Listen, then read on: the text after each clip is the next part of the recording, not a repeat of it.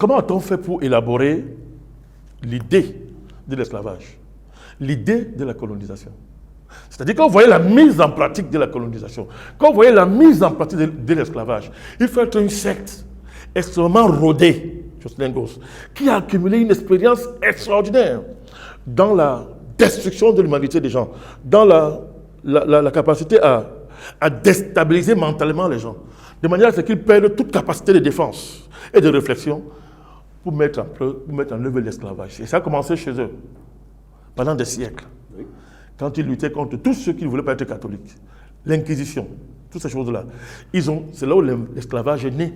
Ils l'ont pratiqué sur leur propre fait. Ils ont dû accumuler des connaissances, tout un matériau d'expérience et de connaissances, n'est-ce pas, pour donc développer ça à grande échelle à travers les Africains. Quand Barthélemy de Las Casas, ce fameux prêtre, a dit que non, les Indiens étaient trop faibles, qu'il fallait les protéger, il fallait mieux aller chercher les Noirs.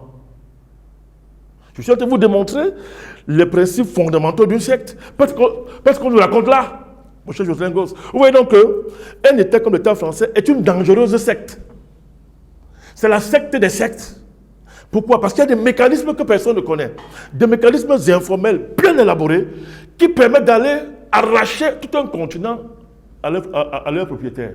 Vous imaginez quelle dimension de sectarisme il faut développer? Il faut des codes, il faut des langages cachés, il faut des signes, des rites que seuls les adeptes vont maîtriser.